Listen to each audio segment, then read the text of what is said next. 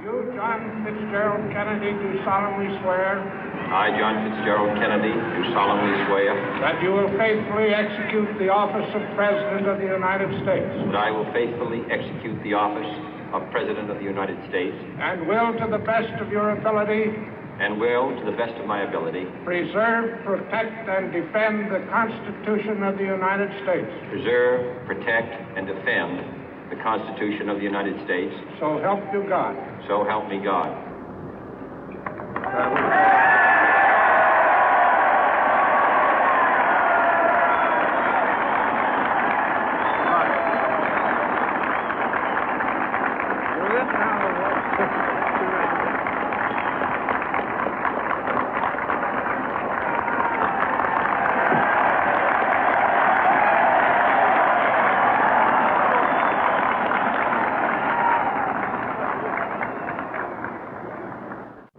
Vice President Johnson, Mr. Speaker, Mr. Chief Justice, President Eisenhower, Vice President Nixon, President Truman, Reverend clergy, fellow citizens.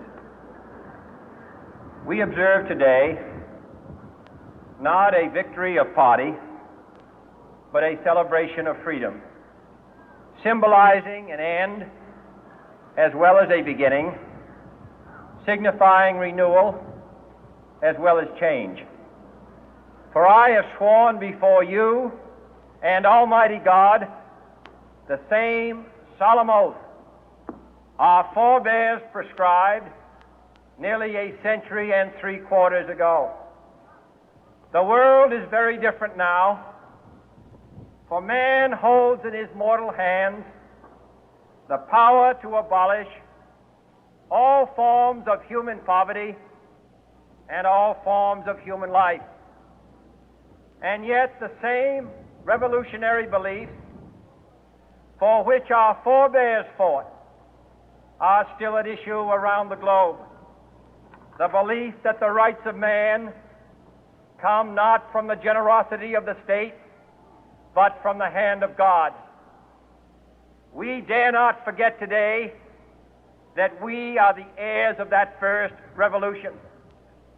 Let the word go forth from this time and place to friend and foe alike that the torch has been passed to a new generation of Americans born in this century, tempered by war, disciplined by a hard and bitter peace, proud of our ancient heritage, and unwilling to witness or permit the slow undoing of those human rights to which this nation has always been committed and to which we are committed today at home and around the world.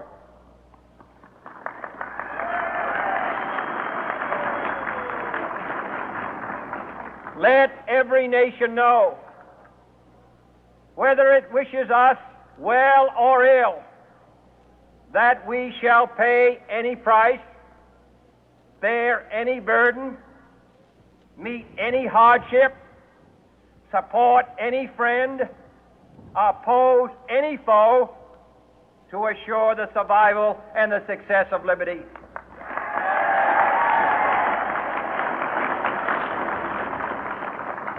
This much we pledge and more. To those old allies whose cultural and spiritual origins we share, we pledge the loyalty of faithful friends. United, there is little we cannot do in a host of cooperative ventures. Divided, there is little we can do, for we dare not meet a powerful challenge at odds and split asunder. To those new states whom we welcome to the ranks of the free, we pledge our word that one form of colonial control shall not have passed away, merely to be replaced by a far more iron tyranny. We shall not always expect to find them supporting our view, but we shall always hope to find them strongly supporting their own freedom, and to remember that in the past, those who foolishly sought power by riding the back of the tiger ended up inside.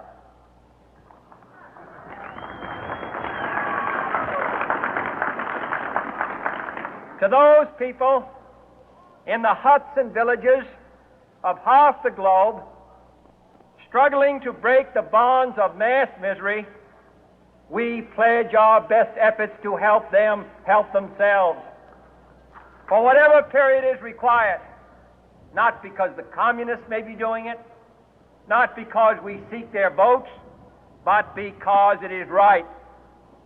If a free society cannot help the many who are poor, it cannot save the few who are rich.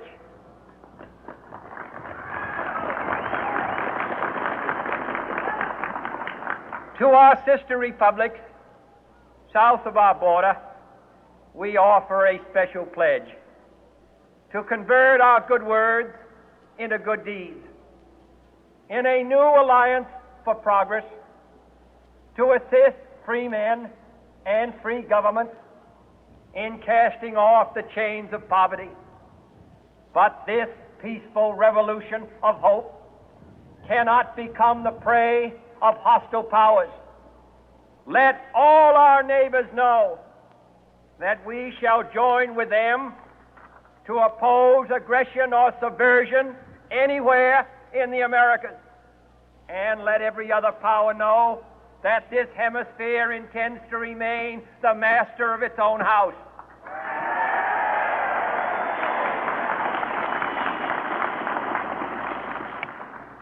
To that World Assembly of Sovereign States, the United Nations, our last best hope, in an age where the instruments of war have far outpaced the instruments of peace, we renew our pledge of support to prevent it from becoming merely a forum for invective, to strengthen its shield of the new and the weak, and to enlarge the area in which its writ may run. Finally, to those nations who would make themselves our adversary, we offer not a pledge, but a request that both sides begin anew the quest for peace. Before the dark powers of destruction, unleashed by science, engulf all humanity in planned or accidental self-destruction, we dare not tempt them with weakness, for only when our arms are sufficient beyond doubt can we be certain beyond doubt that they will never be employed. But neither can two great and powerful groups of nations take comfort from our present course, both sides overburdened by the cost of modern weapons, both rightly alarmed by the steady spread of the deadly atom, yet both racing to alter that uncertain balance of terror that stays the hand of mankind's final war. So let us begin anew, remembering on both sides that civility is not a sign of weakness, and sincerity is always subject to proof. Let us never negotiate out of fear, but let us never fear to negotiate.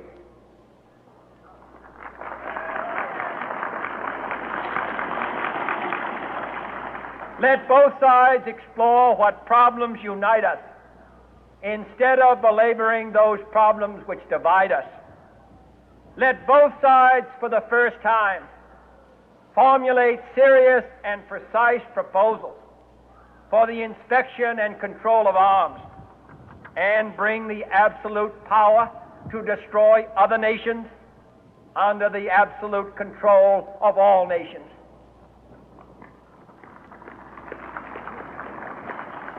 Let both sides seek to invoke the wonders of science instead of its terrors. Together, let us explore the stars, conquer the deserts, eradicate disease, tap the ocean depth, and encourage the arts and commerce. Let both sides unite to heed in all corners of the earth the command of Isaiah to undo the heavy burden and let the oppressed go free.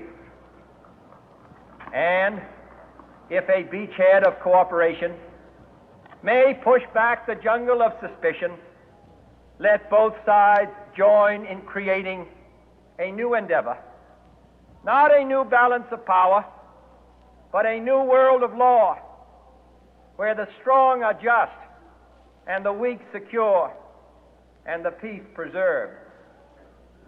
All this will not be finished in the first 100 days, nor will it be finished in the first 1,000 days, nor in the life of this administration, nor even perhaps in our lifetime on this planet. But let us begin.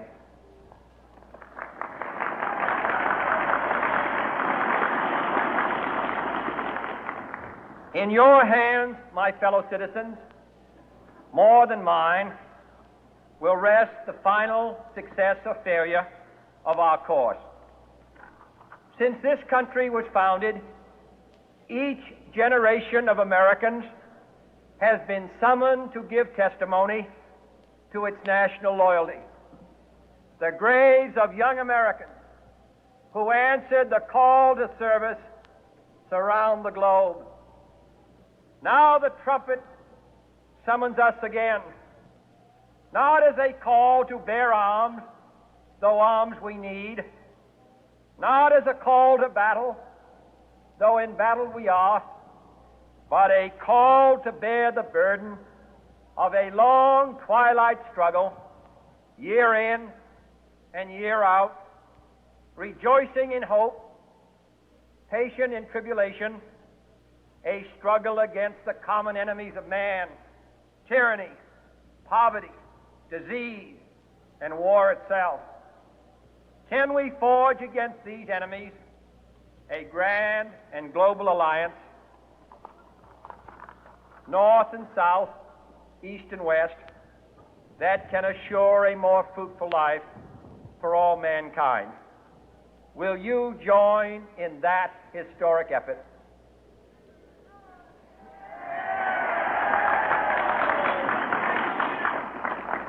In the long history of the world, only a few generations have been granted the role of defending freedom in its hour of maximum danger. I do not shrink from this responsibility. I welcome it.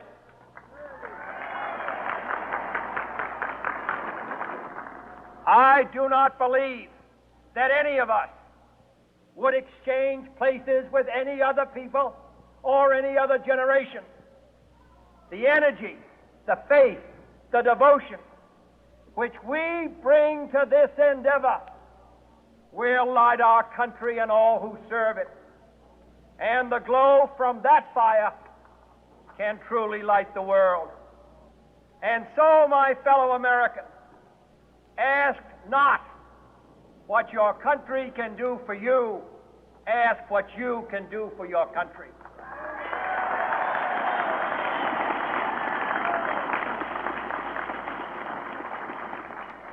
My fellow citizens of the world, ask not what America will do for you, but what together we can do for the freedom of man.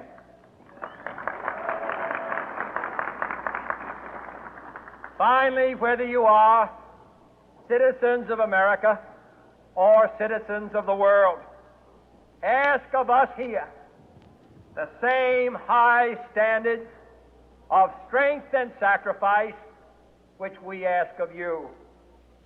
With a good conscience, our only sure reward, with history the final judge of our deeds, let us go forth to lead the land we love, asking His blessing and His help, but knowing that here on earth God's work must truly be our own.